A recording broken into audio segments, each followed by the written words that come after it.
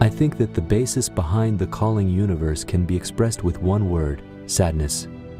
Each of us has different triggers that generate sadness. Damage to each of us, regardless of its magnitude, leaves a scar on our souls.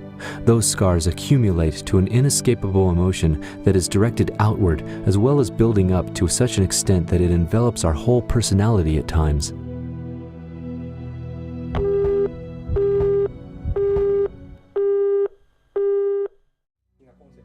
The basic concept of this game's atmosphere is expression of horror in a traditional Japanese way. The developers at Hudson first looked to our surroundings for clues as to how to formally approach the horror genre, looking for everyday things that would express the very mysterious world of fear. We knew that way of approaching this would be difficult, especially since we didn't intend on going about it directly with blood and gore, but instead wanted to stimulate the psyche so as to further enhance the fear by triggering each individual's imagination. And that way, the experience of playing the game would be a little different for each person. There is a chat site called The Black Page where it's rumored that you can communicate with the dead. Little does everyone know that once you participate in this chat room, you are pulled into a realm between the living and the dead. The realm consists of memories of people who are dragged into this place from such places as schools and hospitals, and the story unfolds from within this realm.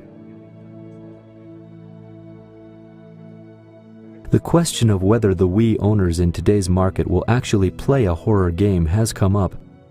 But I have to say, this is a real opportunity for us to present the wide Wii audience with a totally new creation and an experience unlike any other on the platform.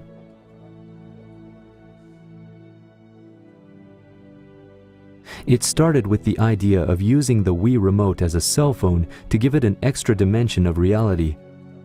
So, while playing this game, I'd really advise everybody to put the Wiimote to your ears and listen to what the characters are saying. Whether it's your companion's advice or a pleading for life from a gruesome spirit, various voices will play with your senses. Using the phone, which is a key item within this realm and in the game, people will attempt to solve the mysteries behind this strange world and ultimately escape from it. There is a main character to the overall story, but when you're playing the game, you are a different person in each chapter. And by experiencing each person's perspective, the thrill of solving the mystery becomes more complex, more interesting. So all the characters are essential. Our initial thought was to make a Japanese horror type of atmosphere that's situated in an everyday environment. We wanted to express the kind of fear and fearful atmosphere that lurks in the corners of any familiar neighborhood. The game also includes both passive and active fear factors, so the players can get their spooks in various ways, both by doing things and just having things happen to them.